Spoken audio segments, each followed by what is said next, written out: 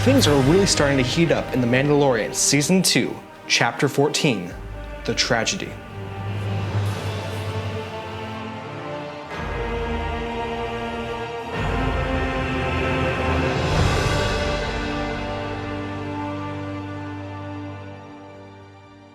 So the Mandalorian, Din Djarin, and Grogu, the child, are on their way to Tython in order to get the child to an ancient Jedi temple where he can reach and contact other Jedi through the Force. Quickly, it's clear that Din Djarin has no idea what he's dealing with, as he is amazed by the smallest examples of what the child can do. After arriving on Tython, Din and the child jetpack to the top of the Jedi temple, to the Seeing Stone. And once again, Din has no idea what to do with it, thinking that there must be some type of trick to make it work. But while his back is turned, the child starts to reach out in the Force, and the stone begins to activate. The child is surrounded by a glowing blue light, similar to a ray shield. And when Din Djarin tries to bring him out from within the circle, he's shot back. Clearly, this is a unique power that our Mandalorian has not yet encountered. The child, Grogu, is in a trance as he talks to and reaches out in the Force to other beings. Who is Grogu talking to in the Force? From the previous chapter, we know that Ahsoka tells Din and the child that if he takes him there, then he will be able to contact other Force-sensitive beings, Jedi. But does this mean that it will only be Jedi? Or is it possible that another dark side Force user is able to find the child because of his connection to the Force?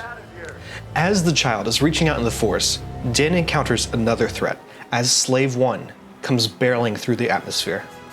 And as Star Wars fans, we know what's about to happen. Boba Fett has arrived. The stakes are raised as Boba Fett and Din Djarin begin to fight back and forth, but quickly he realizes that he's not alone. Fennec Shand is with him. I'd like to point out that a couple weeks ago, I was the one that predicted this, but I'm not bragging. Boba Fett wants his armor back, and the Mandalorian does not want to give it to him. Why? Because, as Mando says, the armor, the Beskar, belongs with the Mandalorians. Now, Boba Fett doesn't claim to be a Mandalorian. In fact, Boba Fett goes a step further and says that he has no allegiance to anyone. But he does say that his father, Jango Fett, was a foundling. So how did Fennec Shand survive? Well, Boba Fett saved her life on the sands of Tatooine. And we get a glimpse inside as she has a mechanical apparatus that keeps her alive. So Boba Fett and Fennec Shand promise to not harm the child if Mando turns over Boba's armor back to him. But things get more complicated again as the Empire arrives. Landing ships carrying a legion of stormtroopers arrive. And before you know it, Boba Fett, Din Djarin, and Fennec Shand all work together to fight against the Empire. There are some awesome movie references inside here as well.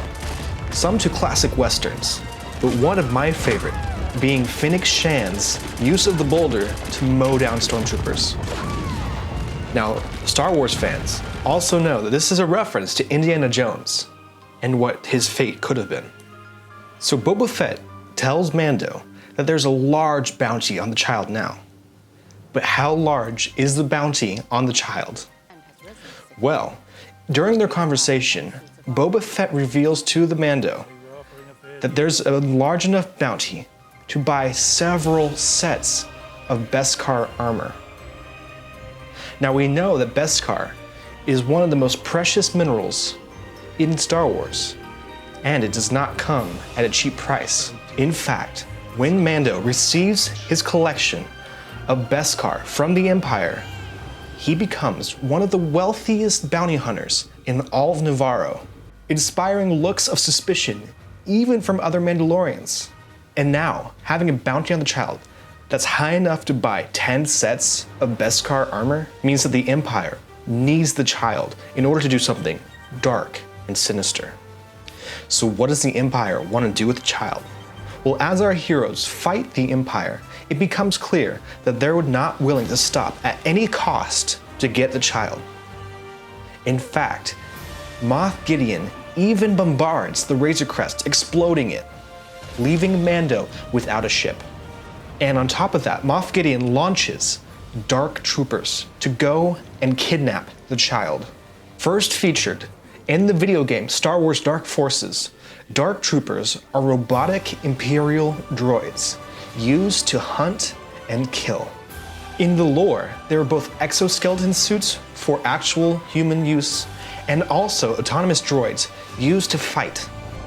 With pleasure. Dark Trooper release.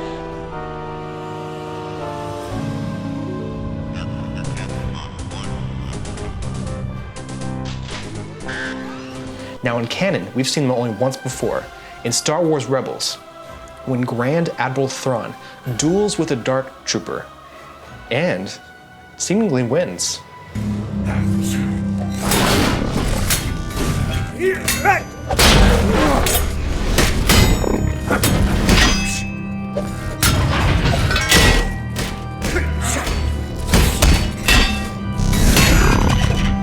Override quote, rock. Now all these loose threads are coming together. We know that Grand Admiral Thrawn has dark troopers, and we know that Ahsoka Tano is hunting for Grand Admiral Thrawn. Now the fact that Moff Gideon now has dark troopers as well seems to point to the fact that all these people are connected. What's clear is that Moff Gideon has a sinister need for the child. So why does Moff Gideon need the child so badly? Once he captures the child, he seems to want to study it and look at the amazing powers of the Force, even taunting Grogu with the fact that he himself has a darksaber. Moff Gideon has a fascination with the Force and the Jedi, but most importantly, the Sith and the power that they have. What's clear so far is that the Empire wants to take the child in order to extract its blood. Now, at risk of upsetting some fans, it's time to talk about the prequels, and most importantly, everyone's favorite topic, midi-chlorians. You didn't like it? No, I think I deserve a public apology from George Lucas. In Star Wars Episode 1, The Phantom Menace, we get introduced to midi-chlorians, the fact that they are the things, the microscopic organisms that give the Jedi their powers through the Force. Those beings with high midi-chlorian counts are more powerful with the Force, and those with less midi-chlorian counts are less powerful with the Force. In The Phantom Menace, Obi-Wan remarks at the remarkable high midi-chlorian count in Anakin's blood. Over 20,000. Even Master Yoda doesn't have a midi-chlorian count that high. About his power level. It's over 9,000! What? Meaning that he's very powerful with the Force. So powerful that it helps him win the pod race. Now, midi-chlorians haven't gone away, even because we haven't talked about them in a while. No. Midi-chlorians are back. In fact, the two Imperial scientists who we see on the secret lab in Navarro are studying midi-chlorians and cloning. One of them even remarking that the child has a very high M count, meaning midi-chlorians. But because he's so small, he has very little blood. So how does the Empire know how to clone?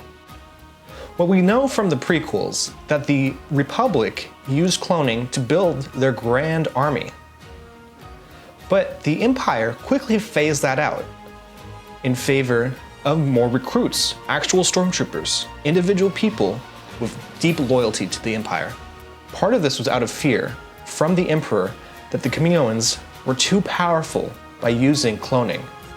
But still being a conniving villain, the Emperor didn't want to get rid of all the technology used for cloning. In fact, in The Mandalorian, Dr. Pershing is wearing a Kaminoan uniform when we see him in Season 1. All this to say that even though while the Kaminoans are not directly doing cloning anymore, the Empire has taken their technology and now is using it to try to clone a new host. So who is the Empire trying to clone? I think it's pretty obvious.